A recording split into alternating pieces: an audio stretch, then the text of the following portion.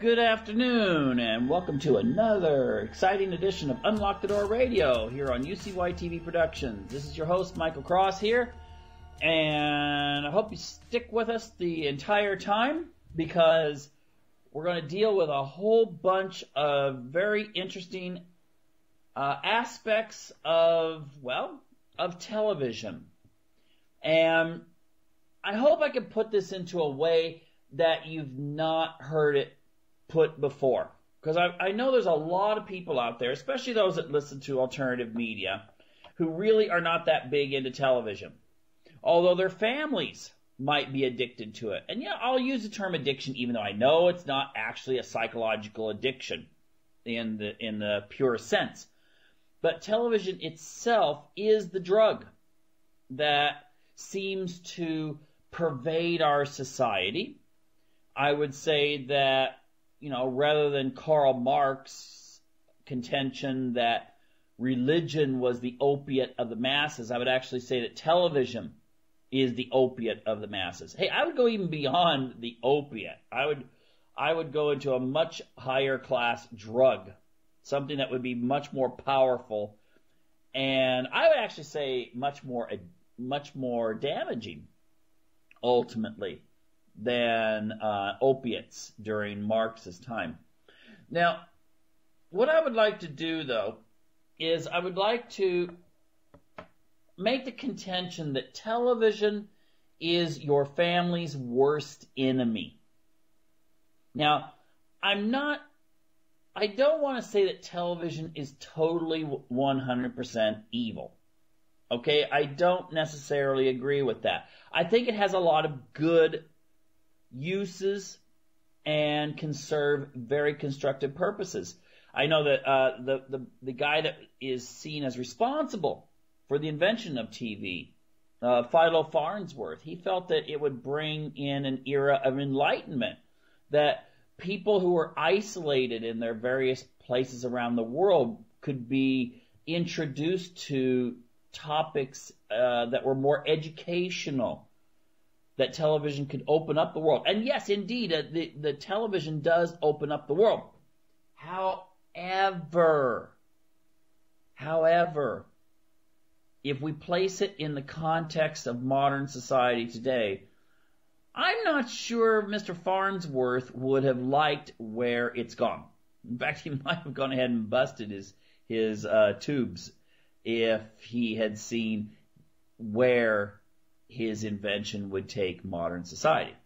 So let's just go ahead. I'm inspired to do this because yesterday I read an article in a publication called India Today, and it was July 15th, 2015, and it said that pornography was going to explode really soon because more and more and more people are getting more advanced smartphones, and that this explosion would be biggest in the United States, that the usage of the hits on porn sites would just expand incredibly in the next decade.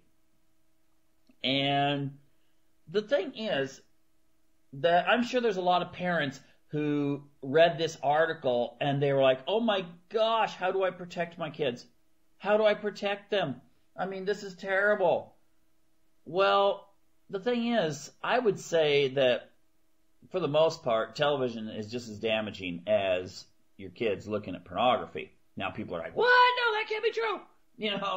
I don't want my kids seeing this and this and this. But yet, the messages that come across TV today, for the most part, and I'm not talking about educational networks, though they have their own propaganda, to be sure. For instance, I like my kids to watch animal shows and stuff like that and learn more about science and nature and so forth. But even those shows have their little agenda where they come on and it's like, oh, humans are expanding their habitat and destroying the wild and, increasing populations and that sort of thing. So or you'll have a very strong push for evolution in programs that you're thinking, hey, this has nothing to do with evolution. But still, you'll get that push. But in modern TV prime time type programming, the messages that come across are, maybe a little more subtle, but they are more pervasive. They are more influential. And what I would like to ask is this, when it comes to TV viewing. Would you, as a parent, okay, let's pretend that instead of Mormon missionaries that come to your door and knock on your, ask if you want to learn more about their church, a very admirable thing. These young men are out, spending their own money. Actually, they don't get paid to do that, to share their ideas about religion. Let's pretend that instead there was an army of people who were paid missionaries. Yeah, they did the same thing. Get on the bicycles, go around the neighborhood. But they were paid, and they paid good money. And they would go door to door, knocking on door, hello, I'm from the secular, liberal, left of center, whatever it is. I can't even think of an organization right now. But let's say they're the missionaries of left-wing propaganda. And they knock on your door and say, could we come in and share the good news of left-wing ideas on family, economics, and the way of looking at life? And while we're here, we'll make sure to put down your religion. We will make sure to only say good things about our people and make all the people that we disagree with, including you, Mom and Dad, we will make sure that you're presented in a bad light. Can we spend a few hours with your kids each night? We'll just come in and we'll talk with them and share our ideas and see if we can convince them that they should join our political movement. How many of you would let someone come in and spend that much time with your kids every day? Or would you even want them to come in at all? No. Most people would say, no. I'm the parents. I teach my kids. Goodbye. See you later. But you know what? You do pay. You're actually the one who pays to have people come in. You buy a TV set. You buy the products that are advertised. And you let television indoctrinate your children. And, it's as if you were bringing someone in. And not only would they sit, the analogy I use with the people coming in and sitting down with your kids and trying to convince them and you to adopt their view of life. The thing is that they would be very, very amateuristic compared to television, which you have multi-million-dollar movies with wonderful glitzy special effects. You have television series that are very scientifically designed. I mean, I'm not just talking about the way that you present your message so that it comes in subliminally, sometimes not even so subliminally, to the receiver. That's right. In television, that's what you're considered. You're a receiver, or you're a target demographic, or this or that. That's how you're seen by the television industry. And you use science to just create images that flash and catch your attention and hypnotize you into watching the product. Okay? I said the product instead of the program, because ultimately what the television industry is there for is to make money, okay? Secondarily, it's to make sure that they persuade you a certain way. And here's the thing. The analogy of the guy coming to your door and knocking on the door and wanting to come in and persuade you that you should become more left of center. The thing is that you can look it up yourself. Just go on Google and type in political ideology writers TV programs. Okay? Now, I debate sometimes, on the internet with people that are left of center, and they will say, no. The big corporations that own the networks, and yes, there's only 6 major corporations that own almost all media in the United States, but the 6 corporations that own the networks are conservative. But you see, here's the thing.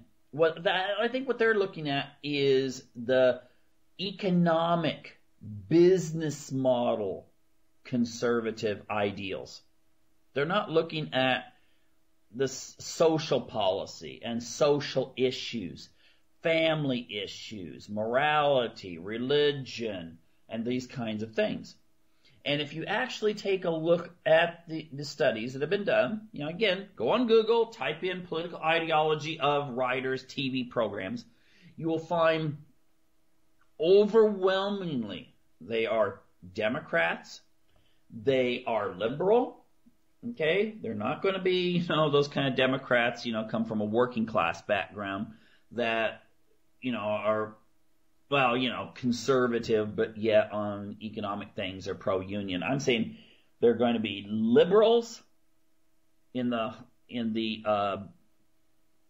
sense of the word, that the kind of people that are out there all the time ripping on tradition. They are going to be urban, okay? They're going to primarily come from cities like Los Angeles, New York, those kinds of places. Most of them don't come from the small towns. And you can kind of see the comic book way that TV series present small towns. I mean, very, very unfair characterizations of the small town life. It's like the people in small towns are dumb. The people in the police in small towns are corrupt. A lot of times if it's a crime drama, you have to bring in the FBI or it's a guy who's a police detective from New York or something who's able to clean up the corruption in the city. That's a political message there. That's a political message that the federal government is there to save you from the local government. But that is part of plots in movies, in TV series all the time. But, of course it's going to be, because the people that are writing these shows, they don't feel so comfortable in small towns and communities if they do actually drive through them. Usually they just fly over them. But they are more comfortable with the large city paradigm of life. They're going to be secular. If they are raised religiously, they're going to be more secular in their viewpoints at that time.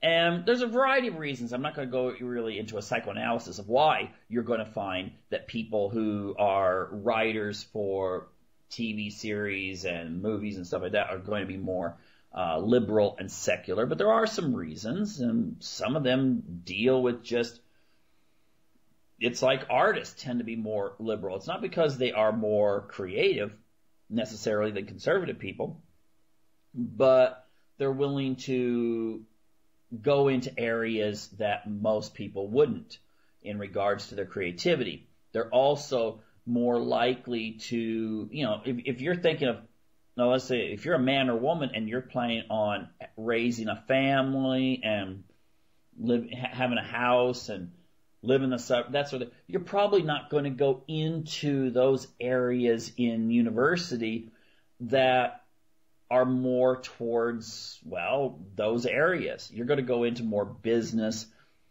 types of majors. You're not going to go into the social science majors that are more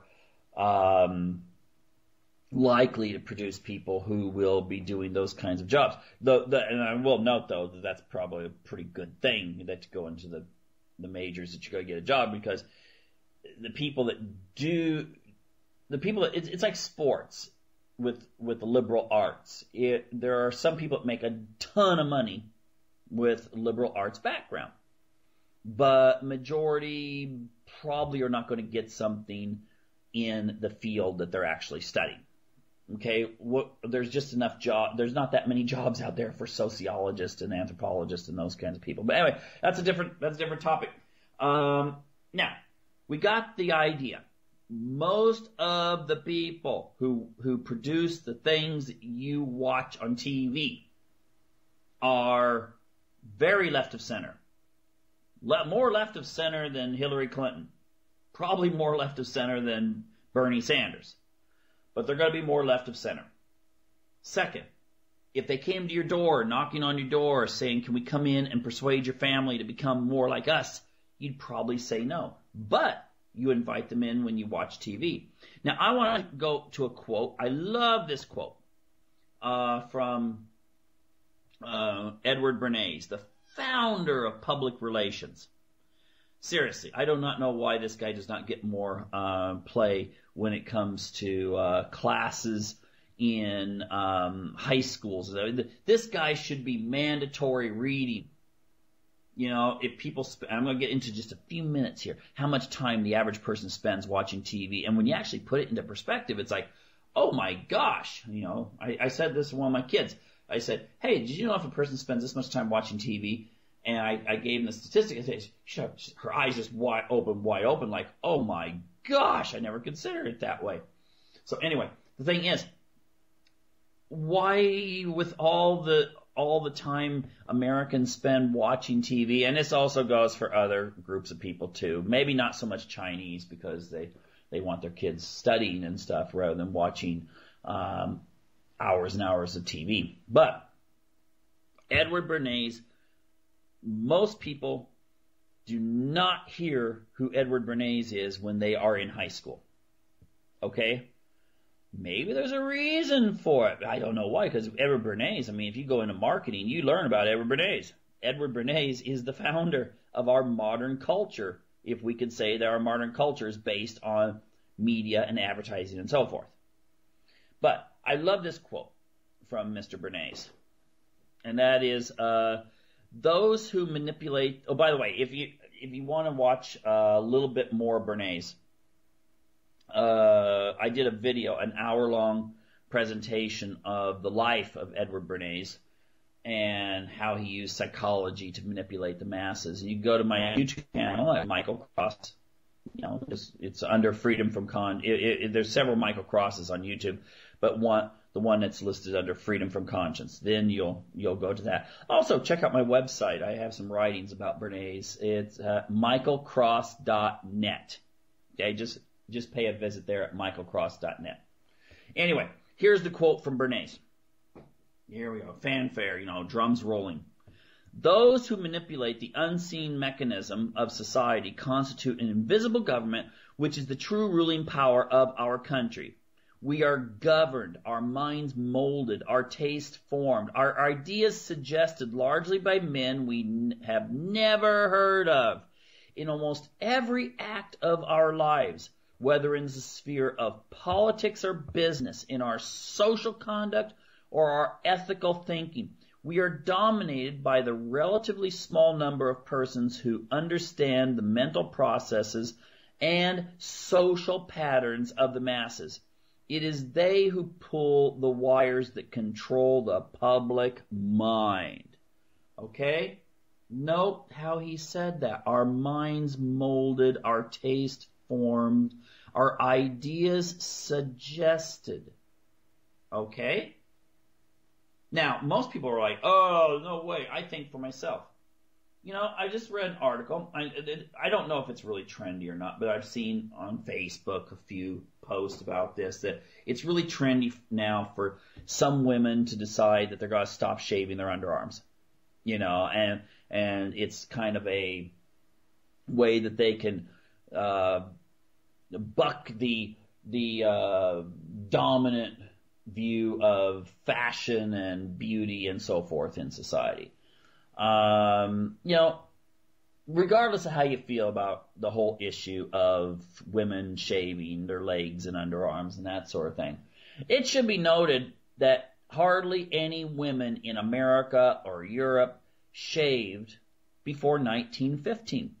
I looked it up. It was actually quite interesting that it was all part of a Harper's Bazaar media campaign back around 1915 that was encouraging women, since they were starting around 1915 to get into dresses that expose the shoulders.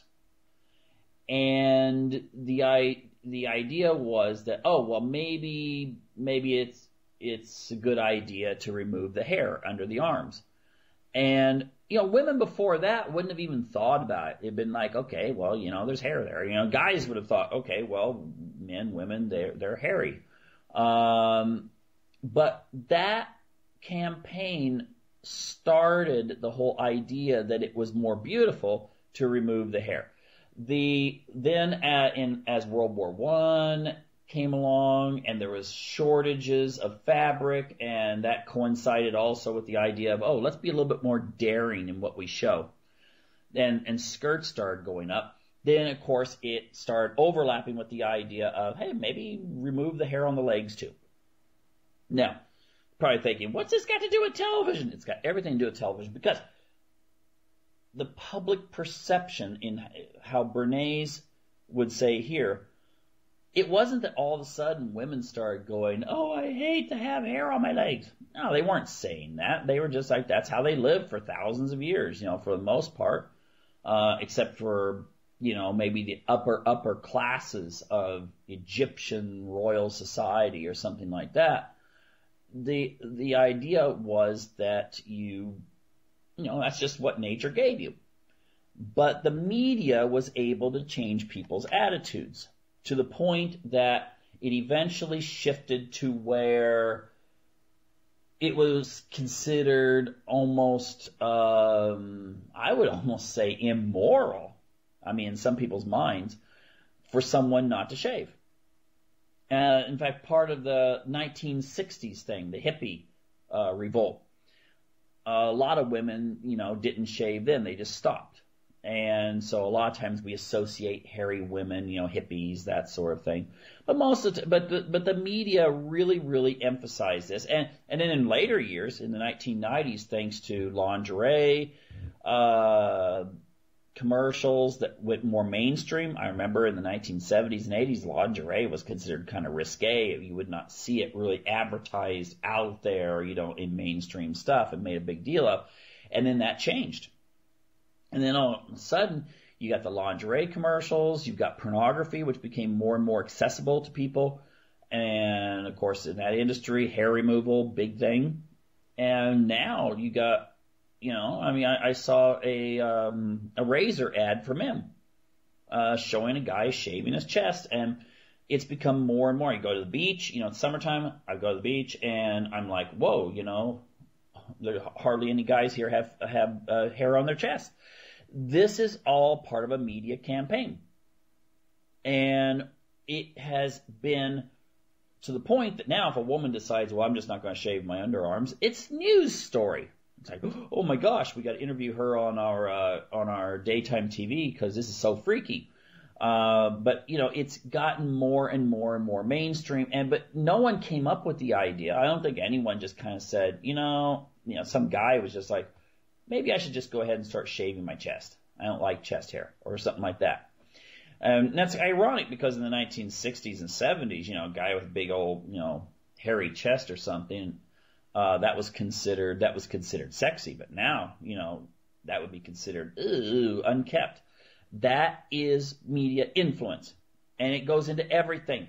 The way we comb our hair, the way that we apply cosmetics, the ideas on fashion. And fashion's big because you know what? When they came up with the whole, it used to be people owned one pair of shoes, maybe a couple changes of pants or a couple dresses or something like that. But when fashion got to the mass production level, and this goes into Bernays, but again, look at my stuff up on my YouTube channel if you want a longer description from Bernays. The thing is that fashion, you wound up with clothes that didn't wear out so quickly, especially as we started moving away from jobs that were, agricultural and heavy industry, where that put a lot of wear and tear on your clothes. People started buying more and more and more. Well, the thing is, though, that if you want them to buy more, and it's not going to wear out, what you need to do is you need to have planned obsolescence. Not so much that you design clothes that they'll just wear out in a year. what you do instead is persuade people that, no, that's so out of fashion. You know, whenever I go out and buy jogging shoes, they're so freaking expensive now. Yeah, right.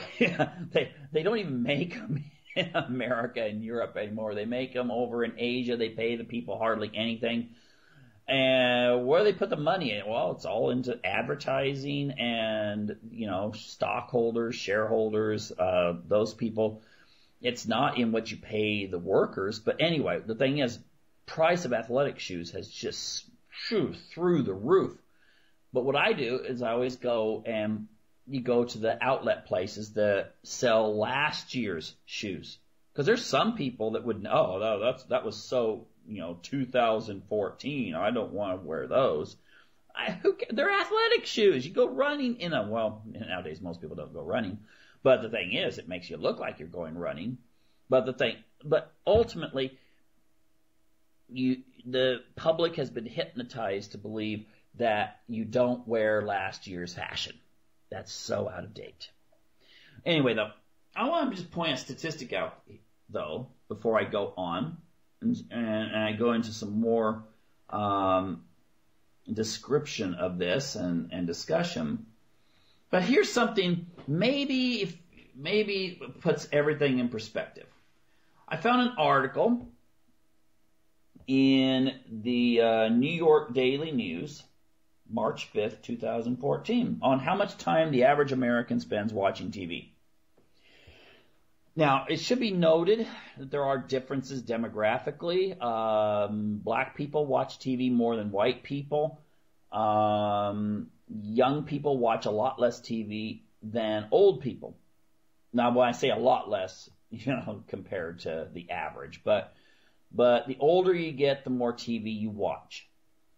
And I'm just thinking about, again, the guy at the door. Can I come in and speak to you about left-wing ideals and social change? Let's take a look here. The average person, if they spent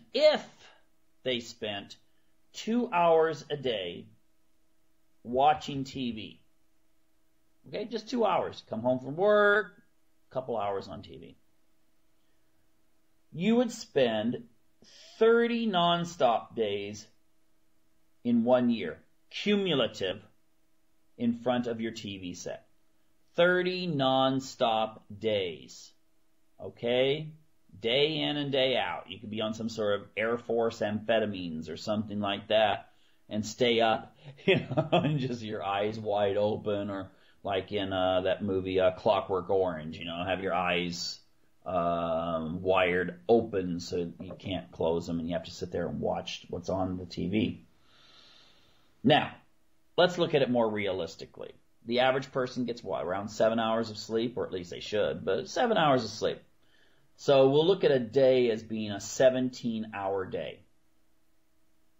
Oh, I should slow down, now for those in public school math. But anyway, just kidding. There's still people that learn math in school in America.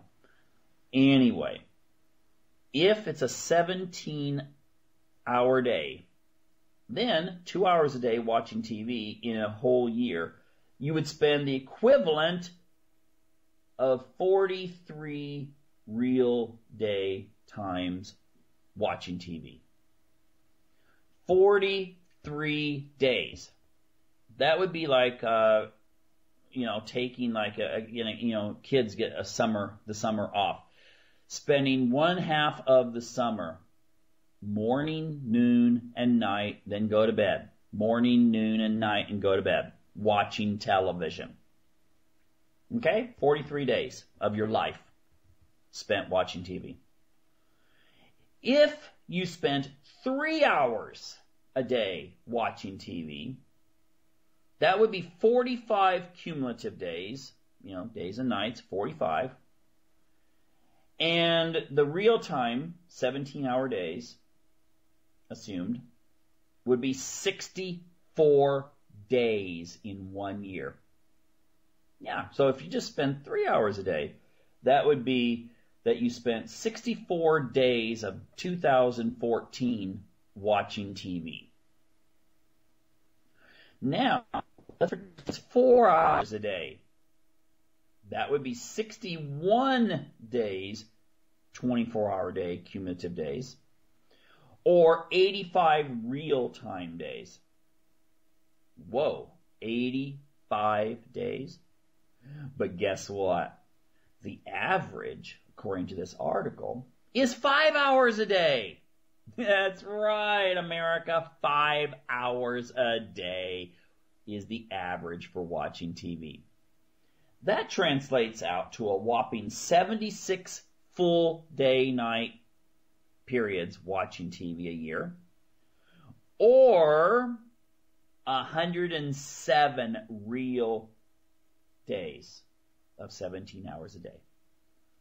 So in other words, the average American spent 107 days in front of the TV.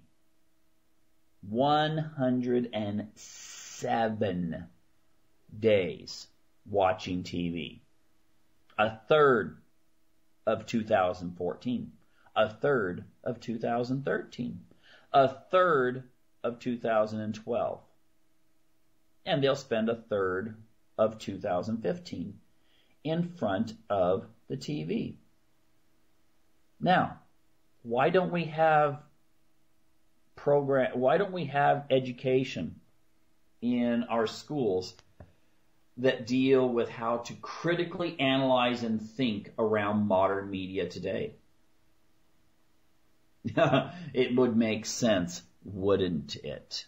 It would, but then again, maybe television serves a very vital function in being, again, the opiate of the masses, to keep the people distracted. You know, I would actually say this. The number one thing that I find objectionable to pornography, going back to the original article that I talked about from the India Today, the number one objection I have to pornography is just like Zimbardo, Philip Zimbardo, the famous psychologist, recently pointed out, a lot of young men are becoming socially isolated through gaming and pornography use. You know, they're not going out and essentially finding relationships with other real people. And that's maybe, you know, Japan's already been suffering from a lower birth rate because of this. You know, we're just a little bit further behind Japan when it comes to the application of technology towards relationships. The thing is that it's the relationship aspect, I think, that's the most damaging thing about pornography. And if you go into this thing about porn, you could say that kids, you know, when it comes to telling them don't look at porn,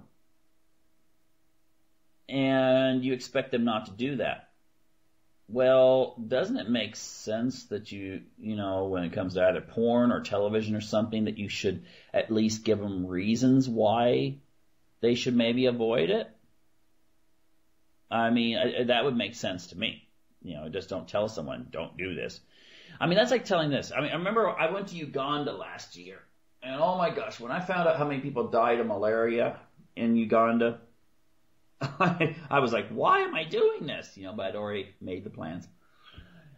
And I read up a lot on how to, you know, avoid mosquitoes in that country, what stuff to put on, what kinds of netting to put up when you go to bed at night. You know, I took every precaution possible, and I was, even though I was also taking the malaria medicine, it's not totally effective. That's why I was like still paranoid about mosquitoes. And I was out in the middle of nowhere one day when I went out on a safari. The thing is that you know, what do you tell someone when you're in Uganda? Watch out for mosquitoes. Okay. Well, what does watch out refer to? Isn't it a good idea to tell the person why they should avoid it? Why they should avoid the mosquito and how to do it? That's why I think it's important to have a little bit of psychology involved when we're we go in and tell our kids, well, don't look at porn. Okay, well, why? Maybe something about like Zimbardo's warnings, or maybe if you see it as kind of the apex of capitalistic exploitation, which in many ways it is, different people will see it in different contexts and therefore maybe avoid it. Or maybe not. Maybe, they won't. But the thing is, at least people should be educated. And when it comes to television, I think it's the same way. You need to kind of know what's out there. If you just sit there and watch something, it's more effective. I'll give you again on the porn thing. Most people, when they see porn, they realize this is nothing more than a fantasy. Okay, these are people paid to act out a fantasy. It's as much a fantasy world as one of these sci-fi or fantasy movies you would see. Okay, with wizards and dragons and that sort of thing. It's just not the way the real world works. And real sexuality for the most part. But most people understand that, at least adults, if they watch this kind of stuff. They understand that's not the way the real world works. But you know what? I saw a poll, I think it was last year, that said that the average American believes that 25% of America is gay and lesbian. And I'm going, what? The articles I read at least point out why. Because you see so much of it on TV. It's discussed so much. It's shown so much. There's so many characters on TV now that for better or for worse, people have the idea that around 25% of the population is gay and lesbian. When actually the statistics are somewhere around, if you're going to look at exclusive gay people, it's around 3% of men and about half that much for women. Although the numbers of women who are bisexual has been rising in the last 15 years. Of course, you could also look at television as maybe being a reason for that. A lot more experimentation and so forth. But women identifying themselves as bisexual has skyrocketed in the under 30 age group. Wonder if that has something to do with all the way it's presented in TV programs that are aimed at young women. No, who knows? But the thing is that television, if you're thinking about this time period here, average American spends 107 real days a year watching TV, nonstop. That must have an influence on the way they look at life. How much time does this person spend in, let's say they're active in a church. And let's say they spend 2 hours per day, 2 hours per day, no, 2 hours per week. If they go every Sunday, 2 hours a week in a church would not even come close to that. It would be, let's see, cumulative days, real time. Now I'm doing this off my head here. That would be 1/7 of the amount of time they would spend on 2 hours a day for, 7 times 4, 5, 35, 6. Yeah, 6. So it would be 6 days real time per year. Okay, 6 days. If they go to church 2 hours per week, every week, they will spend an equivalent of 6 real 17-hour days in church. But they will spend 43 days watching TV.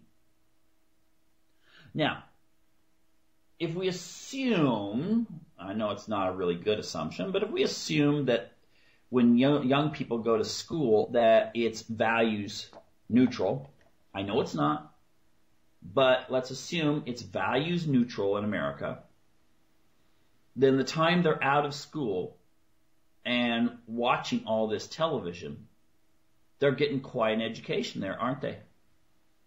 And it is, as if we consider that, think about this. If you're traditional or libertarian, conservative, whatever, you notice how when you watch TV and all of a sudden they're is something that's said or done that reinforces your values, that all of a sudden you're like, whoa, this is great. This show, this actor, this actress really did a great job here.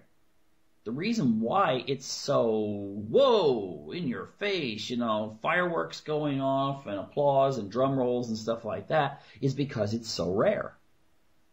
It is so rare, and so you notice it. Because most of the time, it's kind of not there, when it comes to traditional values. So, think about that, though. The guy's coming to your door and wanting to teach you all the wonderful things about liberalism. Well, you invite him into your door every day. And you probably have more than just one of him in there, because most people have more than one TV set. A lot of people have, I think it's around an average of 2.5 TVs per household. So, yeah, it's there, and it's doing the whole education process. Now, here's the thing, though. Here's where I'm going to differ from some people. Some people just throw the TV set out. Some people just say, oh, well, let's just get rid of TV. Let's not have the kids watch TV or anything like that. And I don't go for that. I just think, though, that we should be aware. We should make people aware. It's just like with the mosquito analogy. Yeah, sure, I could say, no, I'll never go to Africa ever again. Oh, maybe I will go to Africa again. I don't know. Or South America, or some place where you could get malaria. The thing is that there are precautions you can take. And that's what you should do. Now, what could some of those precautions be? What could some of those precautions be? Well, I know this really can be irritating to some people, but I think it's a very important thing. I think, first of all, I would follow the advice that a professor of mine gave in university, a psychology professor. And he said what he would do with his kids is when a commercial comes on, he not only encourages, but he mandates that his kids at that time, I'm sure they're all grown now, that they mock the commercial. Okay? They mock it. They put it down. They make fun of it. And in that way, yes, it might actually make it more memorable, but at the same time, it delegitimizes it. It creates a situation in which you start seeing and you start teaching the kids that the stuff on TV is not there for their benefit. It's not there to make them smarter. It's not there to make them in real life prettier or more successful. It's there because someone wants you to buy a product in order to make money for themselves. All right? That's why it's there. Now, true, even in alternative media, a lot of alternative media, not here, but a lot of alternative media uses commercials. And it uses commercials in order to make money to stay on the air. Okay? That's just the nature of things. People that work in maybe larger studios, they need to be paid. They can't just, unless they're, rich and just have some spare time. You can't have you got to have some sort of way of making money. And that's true of the networks too. They want to make money. And the people that are advertising the stuff want to make money. Okay? In fact, I don't usually defend televangelists, but I think it's a little unfair when people are saying, well, why do they advertise for money so much on these televangelist shows? Well, they have overhead too. It costs a lot of money to put on a worldwide network. Okay, so they have to do that. Unless, of course, they wanted to get funded by the U.S. government or foundations and so forth. Like a lot of liberal news programs are actually funded that way. And, what comes with that, of course, is strings that are attached to it. Okay? By the way, look up in the London... Here's one thing I really think you should look up. I wasn't going to bring this up, but I think I will. In the London Mirror, you can just type in London Mirror, Terminator, RoboCop, Pentagon, censor. Yeah. London Mirror, Pentagon, RoboCop, Terminator, censor. I find a very, very, very, very interesting article about how the entertainment industry and the military-industrial complex have a relationship that you may not be aware of. But you see, here's another thing going on from the commercials and what their purposes are. Movies have a message, and that's not lost on the U.S. government. That's not law. I think that probably the governments from around the world do this kind of thing. I don't know if they do it at the same extent because, of course, Hollywood is the entertainment capital of the world. Okay? But look that article up, and you might be kind of surprised by just how much propaganda influence comes into your programs. I remember I was watching one program. I'm not even going to name the name because it'd just be free publicity. I'm probably sure it's probably not the only one. But I was watching some show. I think my wife just switched it on. Just, channel surfing. You're both tired, long day. It's like, oh, what's on? Channel surfing. And, sometimes you are justified in just vegging out. Hits some TV show in which they're trying to find some criminal of some sort, terrorist or something, and they go and they contact the TSA, and the TSA is like, oh my gosh, they were like, FBI or the CIA the way they were presented, really professional, having all this information, and it was like pure propaganda, yay TSA, they're out there stopping the terrorists or the criminals or whatever.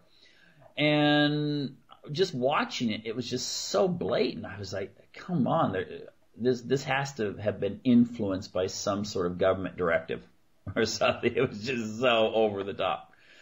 But it's not the only time you see this. And, you watch your TV shows now, and I remember when I was a kid, I used to watch programs like Adam 12 and later SWAT. Remember that one? And SWAT was about, I think it was set in Los Angeles, and, this tactical team that would go after the really, really nasty people. And, yeah, it was the kind of people that, you just didn't want, the police couldn't handle, okay? You needed that SWAT team. And now, you switch on any of these detective shows or anything like that, and they have SWAT teams that look like the vampire SWAT team on Blade 2. They are just so professional and coming down from ropes, and it's like a military operation, and it looks sexy and powerful and cool, because people are, they're sitting there and watching, they're trying to get into this fantasy world. But that's part of a social engineering program. The more you present the idea that whenever something goes wrong, you got to call the SWAT team, people get used to it. People start getting the idea that, if I see the SWAT team in my neighborhood, and, I don't know, maybe some guy, you're not living in a state that legalized marijuana, so, they suspect this guy has a marijuana plant, and so they bring an entire SWAT team over to take him out.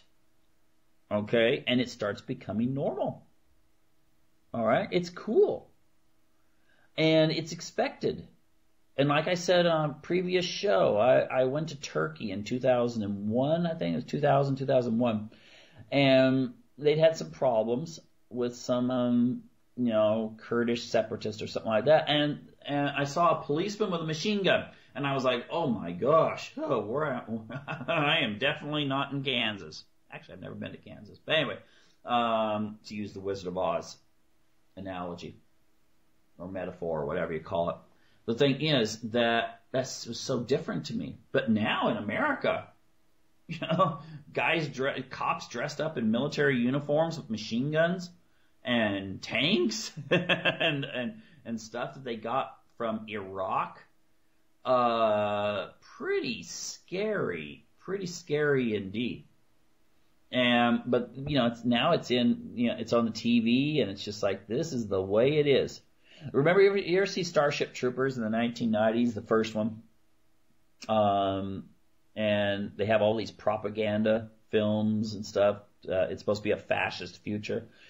You watch that now, and you're like, well, that sort of seems like the way the world is today, except we don't have bugs attacking us from another planet.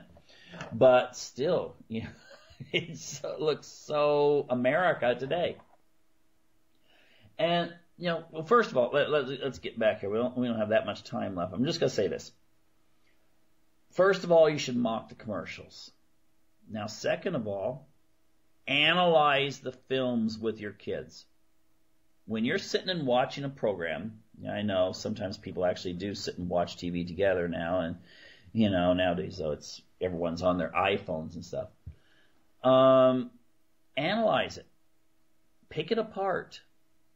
When you see something like the villain, for some reason, has a tattoo of Jesus on his shoulder. I saw that the other day. My daughter was watching a TV show, and the bad guy, who was just about ready to get killed by the good guy, he had this big Jesus tattoo on, and starts talking about God. Why was that in there? I mean, you don't usually see that done on other religions. Well, maybe ask your kids why that's there. Get them thinking, get them questioning. In fact, get yourself questioning. A lot of times people just assume that's the way it is. Now, you may irritate your husband or wife doing it. Okay. That's very possible. That they're going to be, would you stop interrupting the movie all the time? But it's better than just letting the assumption just get in there past the cerebral cortex and directly into the systems of the brain that are associated with emotion. Okay? Human beings are better able to be persuaded using a story than using facts. That's why liberals are so much better at getting elected. I mean, I get so irritated at conservatives. Conservatives that get up there and start saying, well, according to these economic statistics, blah, blah, blah, blah, blah. Liberal gets up there, oh, I met this one lady and her husband had left her and she had to turn to the government for this and blah. And of course, you know what? Everything the conservative just said just went bye-bye. Because the emotion is what gets people persuaded. Okay? No matter how you feel about gay marriage. Okay? If you show a couple, they've been together for 50 years, maybe two men, and they've been together for 50 years, and they finally get a chance to get married. Emotionally, that has a huge impact on the way people are looking at the issue when they see that story. Showing the two 80-year-old guys, all happy that they're able to say that they're married. And so people have to recognize emotion is what persuades people. And if you show TV series in which, if you tell your kids you shouldn't mess around before marriage, you should wait till you have a wedding ring on to get married and have kids.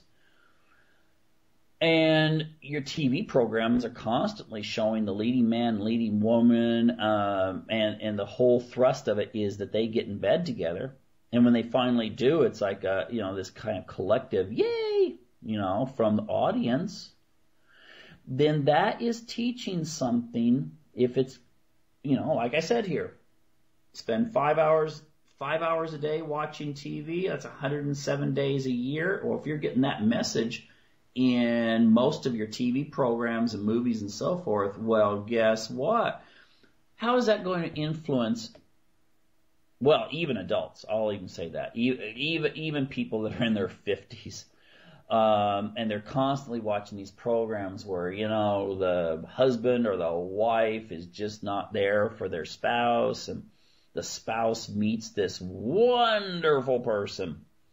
and all of a sudden it's like, everyone's like rooting for this adulterous affair. Okay, it's going to influence adults too. Maybe not as quick.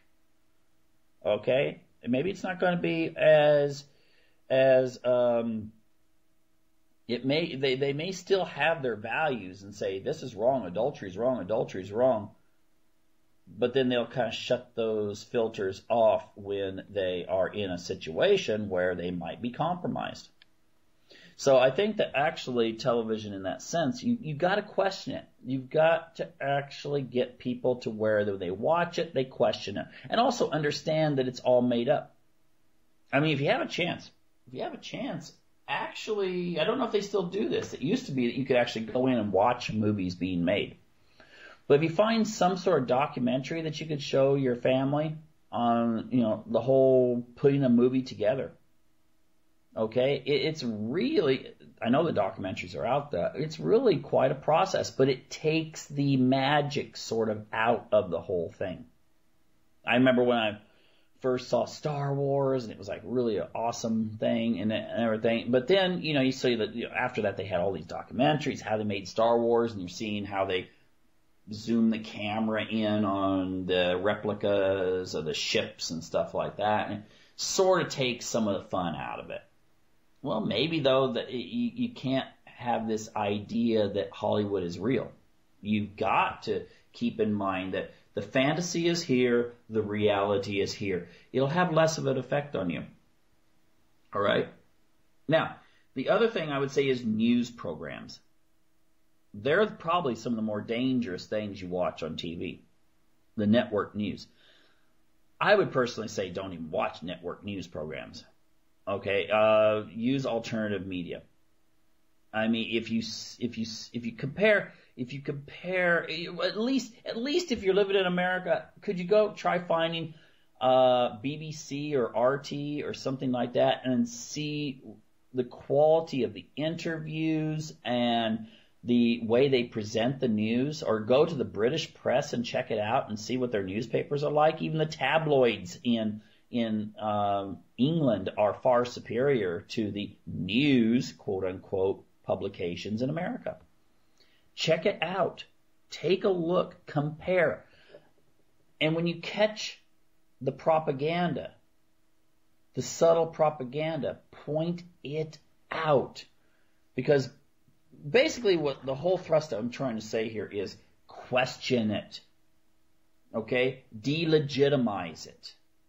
And make sure that the people in your family are as protected from TV when they're watching it, and their values safeguard as much as if you're going to Uganda, you better find out what you can do to avoid mosquito bites so that you can avoid malaria, because it's every bit as important.